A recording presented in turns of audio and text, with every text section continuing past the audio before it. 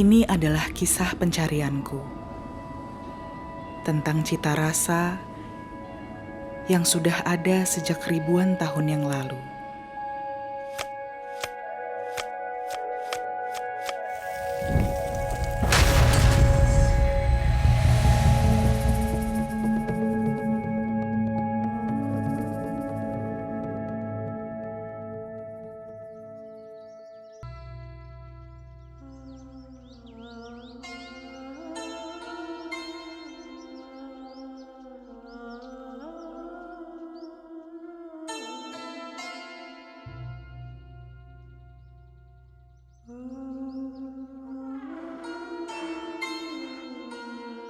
Laire Siwi Mentari namaku. Orang memanggilku Laire. Kehidupan membawaku mengarungi Jakarta hingga Jerman. Namun, ada sesuatu yang memanggilku untuk mengendapkan perjalananku menyusuri jejak rasa Nusantara di kota Yogyakarta.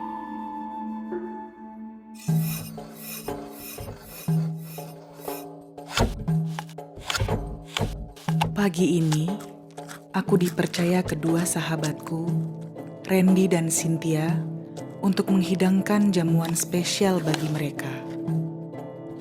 Aku seperti mendengar bisikan dari batu-batu candi. Mungkin inilah jawaban dari segala kegelisahan. Aku sudah menghadirkan cita rasa Nusantara di tempat ini. Namun, terlintas di pikiranku untuk menghidangkan sesuatu yang spesial dari masa lalu. Cita rasa Mataram kuno, warisan leluhurku. Sesuatu yang terus memanggilku.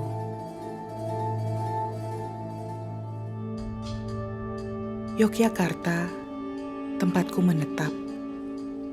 25 km ke arah selatan Gunung Merapi. Kota yang memberiku inspirasi hidangan tiada henti. Wilayah yang masih teguh menjaga akar budayanya. Kita masih bisa melihat semuanya dijaga melalui apa yang dikenakan, apa yang diminum, dimakan, dan apa yang ditempati, yang semuanya masih bersinergi dengan nilai-nilai mistis dan spiritual yang masih lestari.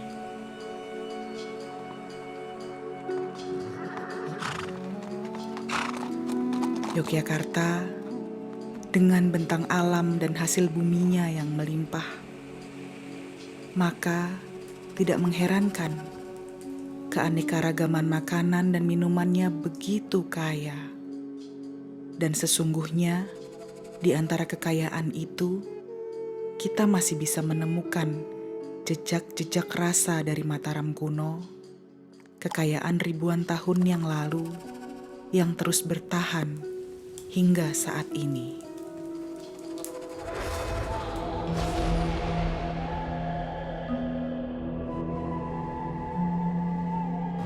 Pada zaman Mataram kuno, ternyata ciptaan nenek moyang kita itu bukan main. Tidak hanya cita rasanya, akan tetapi juga khasiatnya bagi kesehatan kita. Jadi kita harus merasa sangat beruntung menjadi bangsa Indonesia.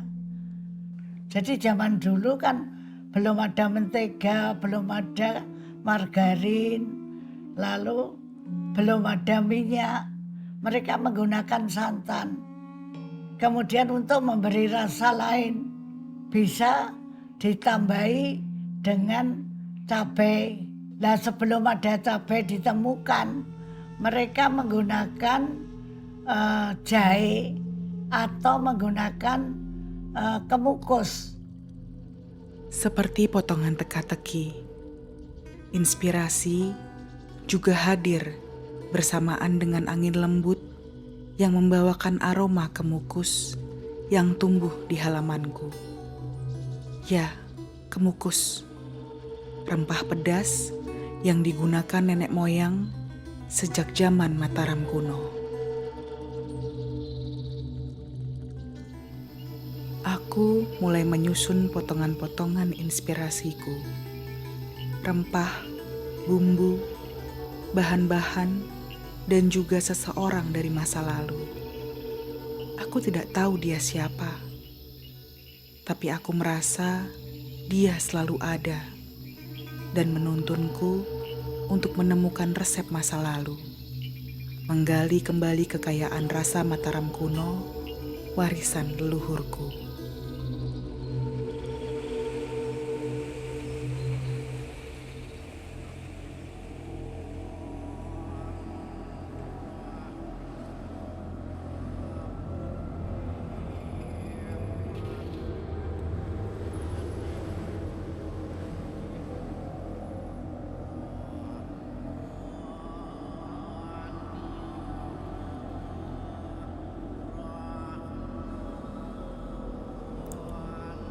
Sosok ini yang dalam imajiku meliukkan tubuh magisnya di antara tumpukan batu, kemudian menuntunku menyusuri relief-relief candi dan membuka gerbang inspirasiku. Pahatan kuliner masa lalu, kuliner Mataram kuno dari ribuan tahun yang lalu. Dan aku melihat sosok yang mirip dengannya dipahat di salah satu kaki candi suci Prambanan.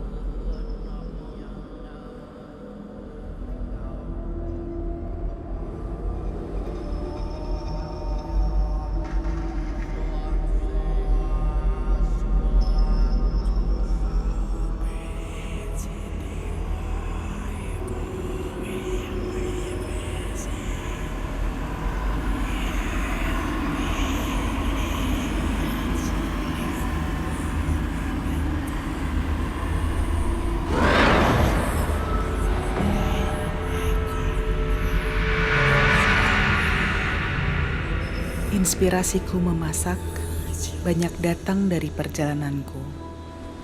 Tidak hanya dari makanan, tapi dari tekstur, warna, rasa, apapun yang aku lihat, apapun yang aku temukan, apapun yang aku sentuh dan rasakan. Namun kali ini, sosok yang selalu membayangiku justru menuntunku ke sebuah candi. Dan pernahkah kalian membayangkan, di antara ratusan ribu batu agung yang menjulang ini, aku menemukan warisan suguhan yang sudah berusia ribuan tahun lamanya. Kekayaan tersembunyi, cita rasa Mataram kuno yang dipahat indah di relief Prambanan.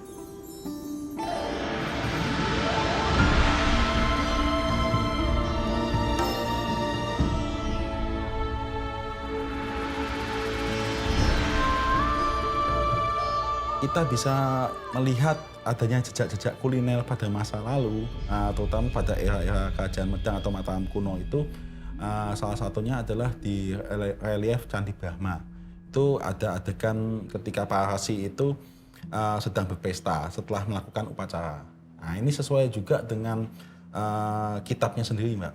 Jadi kitab Ramayana, Kakawin ya itu ya. Itu di Pupuh 25 itu disebutkan bahwa setelah melakukan pemujaan, maka kemudian pihak kerajaan itu menyelenggarakan makan, pesta makan gitu.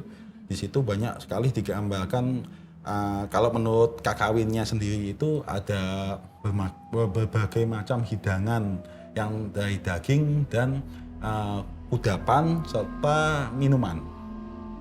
Rempah ini sudah dikenal ya, sudah sejak lama, bahkan kata rempah-rempah ini ditemukan di Kakawin Jawa kuno Ramayana, di Pupuh, terutama tempatnya di Pupuh 26 gitu ya.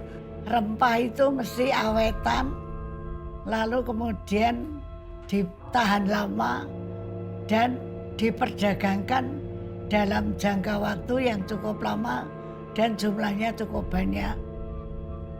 Dia memberi rasa, misalnya pala, merica atau lada, kayu manis. Itu yang asli Indonesia ya.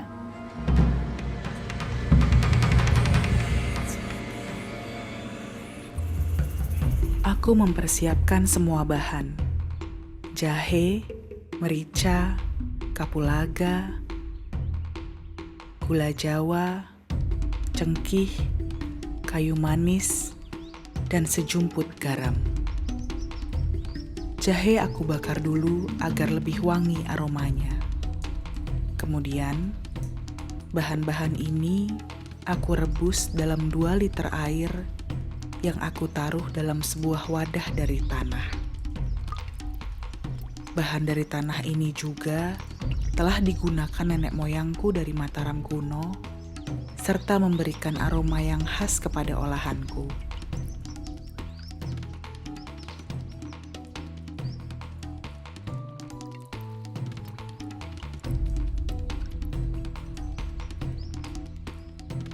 Kemudian, gula Jawa ditambahkan terakhir untuk memberikan rasa manis.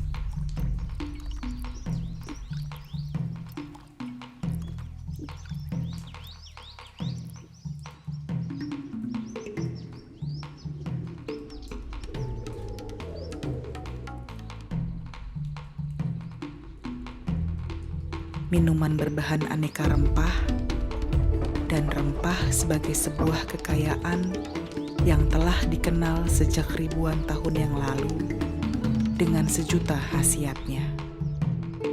Nah, sedangkan di reliefnya sendiri itu kita bisa melihat bahwa nggak cuma daging tetapi juga ada makanan laut ya, kayak misalnya ikan, terus kemudian ada belut, ada getam atau kepiting, itu juga kita bisa temukan di relief tersebut gitu.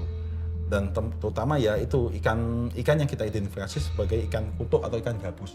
Biasanya ikan yang hidup bergerombol. Itu filosofinya adalah bahwa kebersamaan itu adalah penting untuk mengatasi bahaya.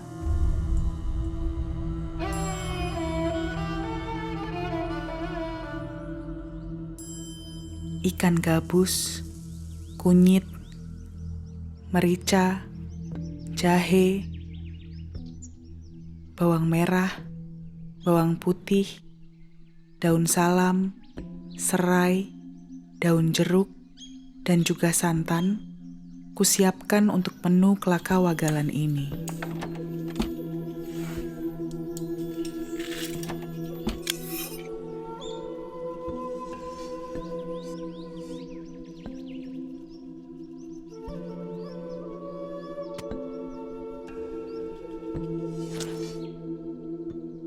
Kemudian, ikan gabus kusayat dan kukeringkan dengan cara diasap.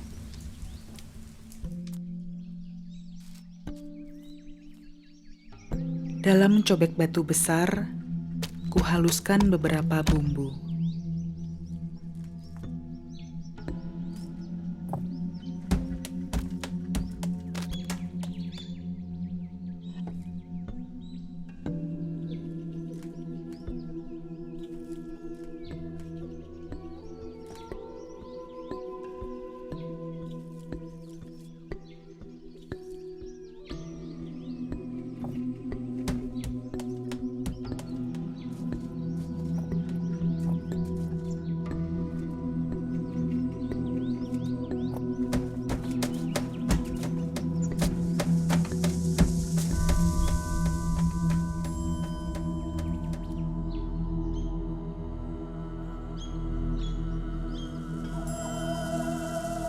Kemudian, ikan yang telah kuasap beberapa jam, kupotong menjadi beberapa bagian.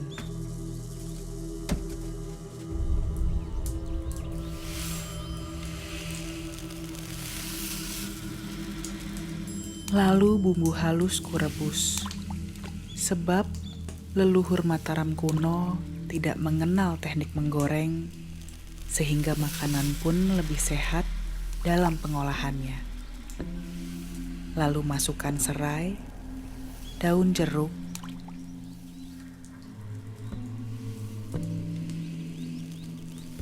daun salam, kemudian tambahkan santan.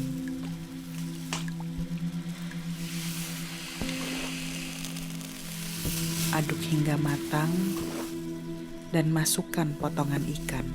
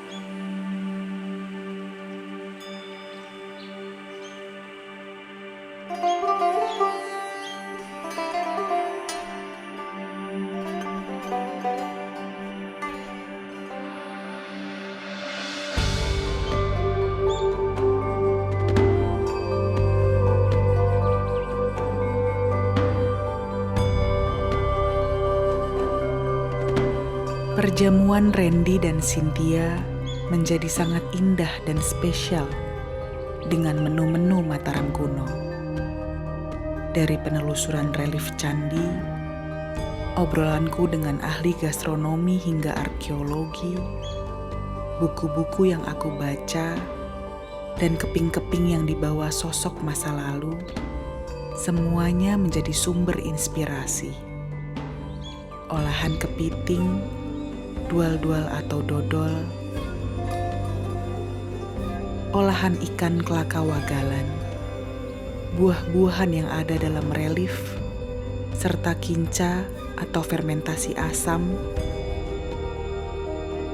kuluban, nasi putih, serbat jahe, dan sayur batang pisang atau kuelan harias.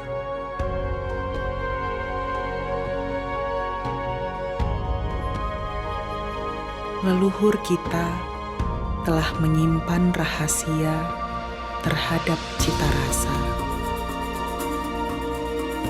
yang tidak hanya lezat, tetapi juga sehat. Tidak hanya soal rasa, tapi juga tentang cara. Kekayaan yang melampaui lorong waktu, beribu-ribu tahun lamanya, dan sesungguhnya tidak pernah terputus dari kita.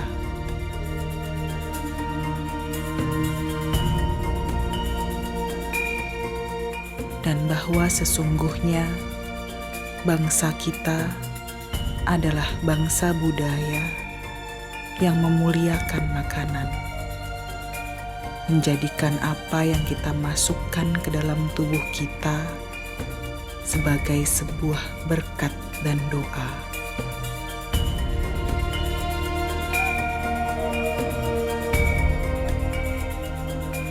Karena sesungguhnya tubuh adalah bagian dari alam semesta.